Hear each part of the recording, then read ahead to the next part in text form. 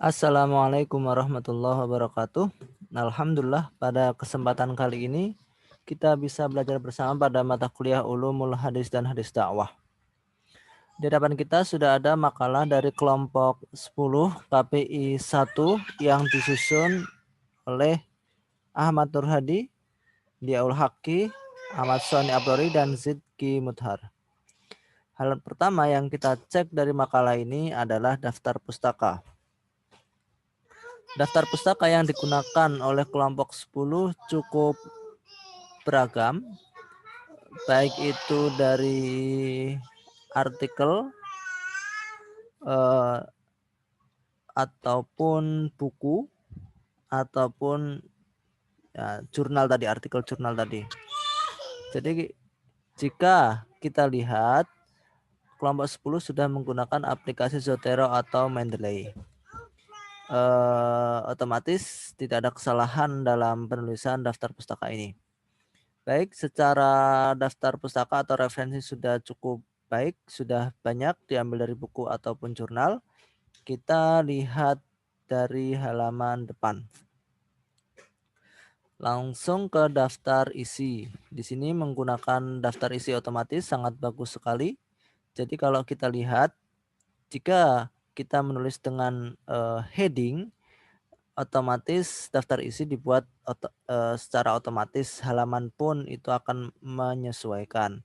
Dan di hadapan di kiri, di sebelah kiri sini juga bagi pembaca bisa dengan mudah menemukan bab 1, bab 2, bab 3. Jadi tema-temanya mudah sekali ditemukan. Sudah cukup bagus.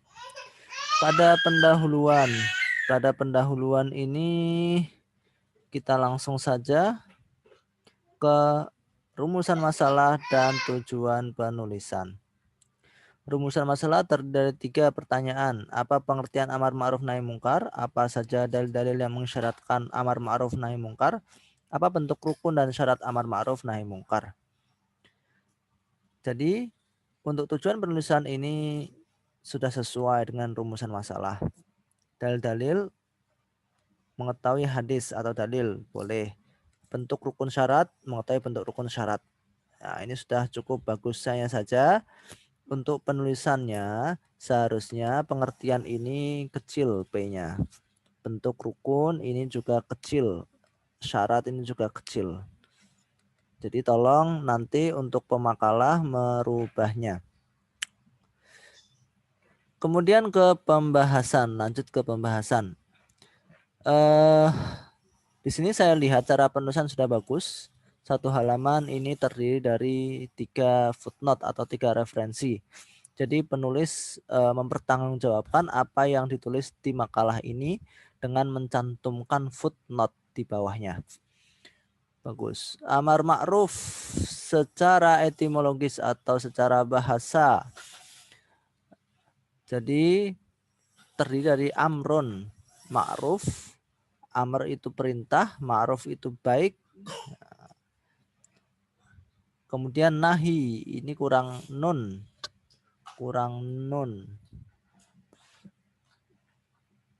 Nahi. Kemudian mungkar, ini tolong diperbaiki nahinya oleh penulis, mungkar. Kemudian amar ma'ruf nahi mungkar secara bahasa berarti menyuruh yang baik dan melarang yang jahat. Ini secara etimologis atau secara bahasa.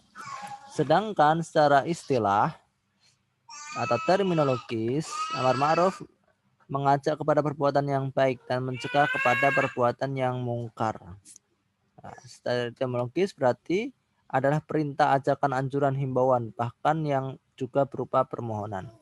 Ma'ruf artinya baik, layak, patut. Nahi mungkar berarti melarang, mencegah. Nah, meskipun secara bahasa naha itu artinya melarang, itu juga bisa diartikan secara terminologis yaitu mencegah. Mencegah kemungkaran. Mungkar berarti durhaka. Durhaka maksudnya itu durhaka terhadap perintah dan larangan Allah.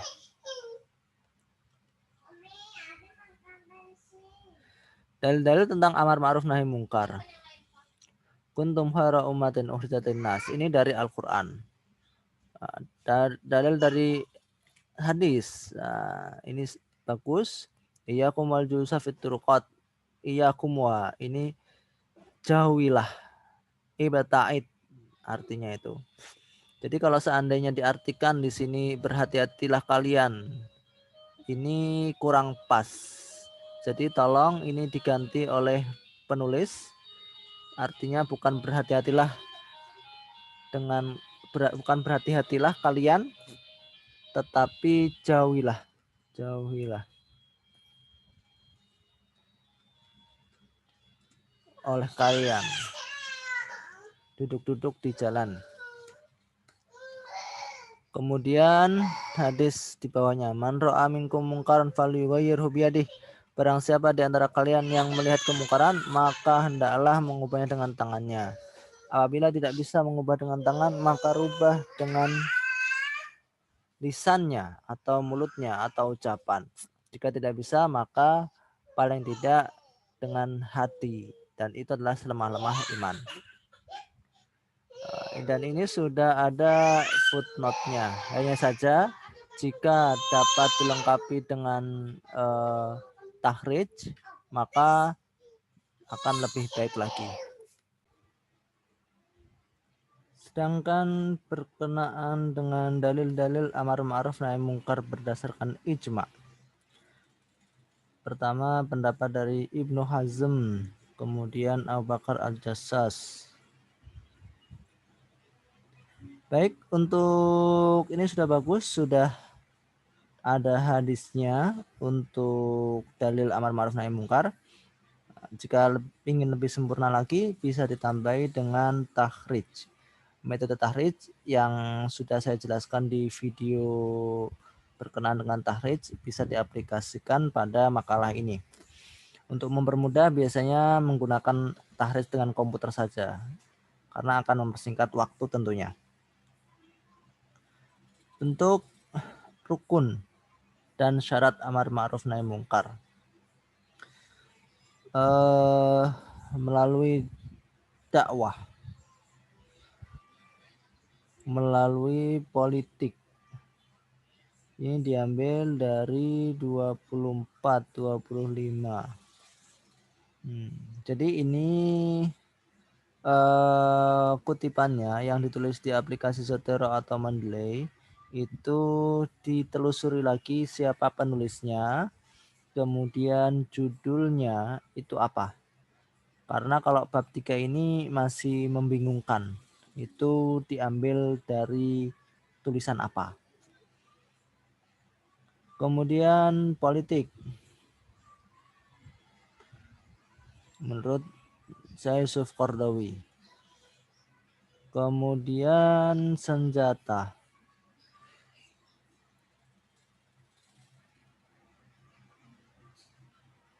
kemudian ke bawah lagi rukun-rukun amar ma'ruf nahi mungkar.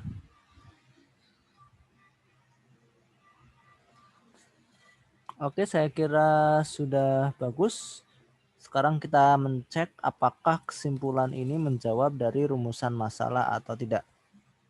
Kita lihat pada rumusan masalah, pengertian amar ma'ruf, kemudian dalil-dalilnya, bentuk rukun dan syarat amar ma'ruf nahi mungkar. Kesimpulan, amar ma'ruf mengajak kepada kebaikan, ini pengertian. Apabila perintah ini dijalankan, saya fungsi kenabian tentang kebodohan. Manfaat yang banyak. Jadi di kesimpulan ini hanya mencantumkan pengertian saja, belum mencantumkan rumusan masalah yang kedua, yaitu apa saja dalil-dalil. Paling tidak disebutkan satu lah. Kemudian bentuk dan rukun itu apa, dijelaskan secara singkat pada kesimpulan. Karena kesimpulan ini isinya seharusnya menjawab dari rumusan masalah. Jadi kalau seandainya tidak ada jawaban dari rumusan masalah di kesimpulan sini, pembaca akan bingung tujuan dari makalah ini apa. Kemudian daftar pusaka. Nah, ini tadi yang saya koreksi pada bab 3 ini. Bab 3 ini tolong dicari penulisnya siapa, judulnya itu apa. Kemudian bab 2 ini juga penulisnya siapa, judulnya itu apa. Nah, ini untuk kelompok 10 secara umum sudah bagus. Sudah menggunakan aplikasi Zotero Mendeley. Hadisnya juga sudah ada 3 tadi. Kemudian rumusan masalah dan tujuan ini sudah sinkron, hanya saja pada kesimpulan masih belum sinkron. Jika ingin disempurnakan bisa ditambah dengan tahrij hadis. Untuk tutorialnya silakan kalian lihat di grup yang sudah saya buatkan di situ videonya, yang sudah saya share, silakan dipelajari lagi. Sekarang beralih ke kelompok 11. Kelompok 11 kita melihat pada daftar pusaka. Ini menggunakan Google Book, tidak masalah. Kemudian pengantar secara dakwah. Kemudian indahnya tawakal. Ini jurnal. Kemudian ini jurnal juga. Kemudian ini buku. Jadi total ada 5. Untuk daftar pusaka kelompok 11 ini bisa ditambah lagi 2, paling tidak ada 7 referensi. Baik, kita ke halaman awal. Ini adalah makalah dari KPI 1. Seharusnya ini kelompok 11, tetapi di sini masih tertulis kelompok 8. Mungkin ini bisa diperbaiki. Seharusnya tidak 8 tapi 11.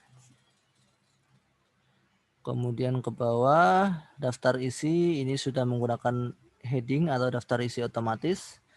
Nah, kalau menggunakan heading atau daftar isi otomatis lebih mudah untuk mengoreksi atau lebih mudah untuk membaca. Langsung saja ke latar belakang dan rumusan masalah. Rumusan masalah ada 4. Bagaimana kesabaran Nabi, bagaimana dakwah Nabi di Mekah, strategi dakwah Nabi dalam berdakwah, apa makna dan hakikat tawakal. Untuk tujuan dan rumusan masalah sudah sinkron. Kita langsung ke pembahasan. Di sini di bagian kanan ini masih kurang rapi. Silakan dirapikan lagi. Kemudian untuk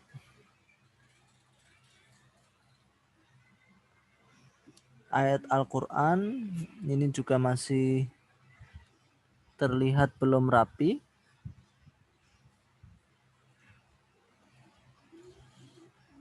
Kemudian ke bagian bawah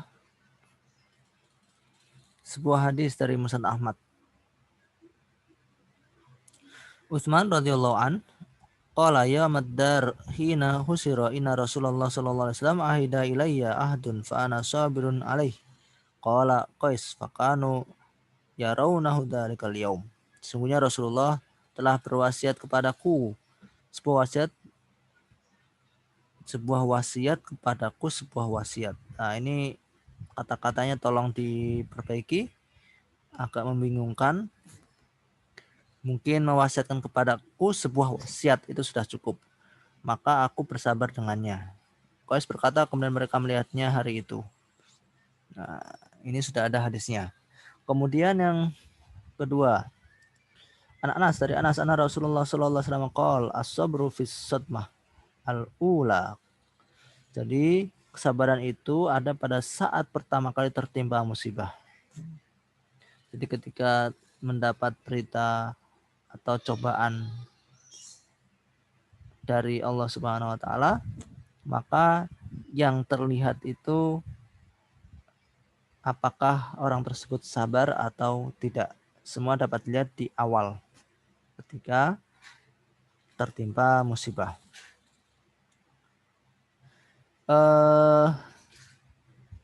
Bagus mengutip dari 2 hadis ini, kemudian nomor 1 diambil dari Google Book.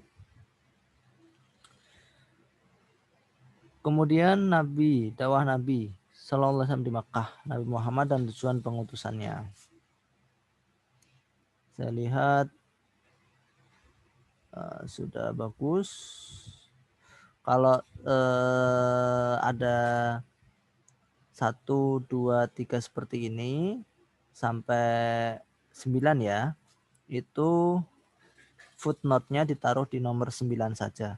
Jadi cukup 1 biar tidak terlihat banyak ibitnya. Jadi cukup di nomor 9. Ini ada hadis lagi dari Sunan An-Nasai. An Hafsah. Hafsah ini Rasulullah Sallallahu Alaihi Wasallam, anaknya Umar bin Khattab. Qalat kanat Ummu Atiyah la tadkur Rasulullah Sallallahu Alaihi Wasallam illa qalat biaba. Fakultu asami ti Rasulullah Sallallahu Alaihi Wasallam yaqul kada wa kada. Qalat na'am biaba. Qala litahruj al-awatik wa dawatul khudur wal khuyat fayashhadna al-khair wa da'watal muslimin wa ta'tazil al-khuyat al-musalla. Tidaklah Ummu Atiyah menyebut Rasulullah SAW, melainkan dia berkata, ayahku menjadi jaminanku. Aku berkata, apakah kamu mendengar Rasulullah SAW bersabda begini dan begitu? Yang menjawab, iya, ayahku menjadi jaminanku ini, bukan kaminanku. Beliau bersabda, hendaklah para budak dan gadis-gadis pingitan serta perempuan yang sedang haid keluar untuk menyaksikan kebaikan dan dakwah kaum muslimin. Perempuan-perempuan yang sedang haid hendaknya menjauh dari tempat sholat. Ini hadis ini perlu dijelaskan di mana letak kesabarannya. Jadi di akhir hadis ini penulis silakan menambahkan maksud dari tujuan ini atau wajhu dilalahnya itu di sebelah mananya tentang kesabaran. Tinjauan terhadap berbagai aspek ekonomi dan perdagangan.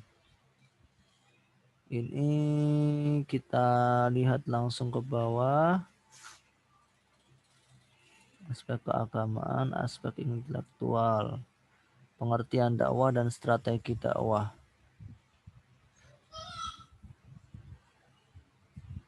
Ini fontnya agak rusak. Tolong diperbaiki lagi. Ini berkenaan dengan tawakal.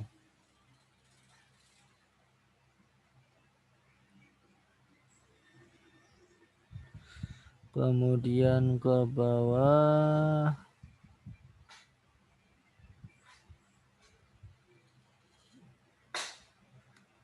Dari Anas bin Malik, sungguh Nabi bersabda, jika seorang laki-laki keluar dari rumahnya membaca bismillah tawakkalallah wala quwata illa billah, dikatakan kata itu engkau diberi petunjuk, engkau dicukupi, engkau dijaga, dan setan minggir darinya. Nah, ini hadisnya sudah banyak. Saja untuk di akhir-akhir ini footnote-nya kosong. Jadi saya lihat di awal sudah bagus footnote-nya. Hanya saja di beberapa halaman terakhir itu belum diberi footnote. Sebenarnya kalau dengan kalian mentahrij, misalkan hadis ini Sunan Tirmidzi, kemudian disebutkan di footnote-nya Sunan Tirmidzi, penulisnya Imam Tirmidzi, terbitannya apa, halaman berapa, itu bisa dimasukkan ke footnote. Jadi lebih meyakinkan bahwa teks Arabnya ini tidak ada kesalahan karena sudah sesuai dengan cetakan yang ada di dalam kitab tersebut. Karena jika kita misalkan mengambil dari internet atau dari artikel-artikel yang tidak jelas, bisa jadi hurufnya itu atau harakatnya ada yang salah. Maka ini bisa ditambahi footnote. Atau ini mengambil dari buku apa, footnote-nya juga dicantumkan di situ. Jadi ini saya lihat mulai dari halaman berapa. Ini mungkin karena beda penulis ya. Kalau di awal-awal penulisnya bagus, kemudian karena tadi ada 2 orang, Di akhir ini tidak ada 1, 2, 3, 4, 5. 5 halaman tidak ada footnote sama sekali. Maka itu harus dilengkapi. Penutup, kesimpulan. Kita lihat apakah kesimpulan ini menjawab dari rumusan masalah atau tidak. Bagaimana kesabaran Nabi? Bagaimana dakwah Nabi di Mekah? Dakwah strategi Nabi dalam berdakwah, apa makna hakikat tawakal? Kesimpulan. Yang pertama, pertanyaannya, bagaimana kesabaran Nabi dalam berdakwah? Allah memerintahkan Nabi untuk bersabar dalam berdakwah. Nabi yang sebagai makhluk paling mulia sudah diperintahkan Allah untuk bersabar, maka baiknya kita sebagai manusia harus mengikuti kesabaran Nabi. Kemudian nomor 2, dakwah Nabi di Mekah. Oke. Dakwah, strategi dakwah dalam meniru kebaikan dan mencegah kemungkaran. Adalah fardu. Strategi sentimental dan strategi rasional, tawakal. Oke, untuk kesimpulan ini sudah menjawab dari rumusan masalah. Baik, dari makalah ini, yang kelompok 11 ini pertama, yaitu tadi tulisan kelompok ini harus diganti menjadi kelompok 11. Kemudian dari segi daftar pustaka atau referensi ini hanya 5. Silahkan dilengkapi 2 lagi tambahan sehingga menjadi 7. Kemudian untuk hadisnya saya lihat sudah cukup banyak. Untuk footnote sudah menggunakan aplikasi Zotero atau Mendeley sehingga tidak mungkin salah dalam penulisannya. Untuk footnote di 5 halaman yang terakhir tadi pada pembahasan itu masih kosong. Itu tolong ditambah lagi. Tapi secara umum sudah bagus cara penulisannya. Untuk kelompok 11 dan kelompok 10 dari KPI 1. Baik, untuk tugas silakan kalian buka di browser kalian s.id/wtdpl s.id/wtdpl. Kemudian kalian input, di situ sudah ada nama-nama kelompok 10 dan kelompok 11. Jadi memang cukup panjang ke bawah karena ada 7 kelas dan setiap kelas ada kelompok 10 dan kelompok 11. Semoga revisi makalah ini dan penjelasan tentang ulumul hadis dan hadis dakwah ini bermanfaat bagi kita semua.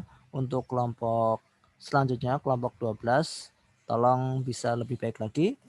Tapi secara umum untuk KPI 1 ini memang saya lihat makalah-makalahnya lebih baik daripada kelas yang lain. Semoga dapat dipertahankan. Akhirul kalam, assalamualaikum warahmatullahi wabarakatuh.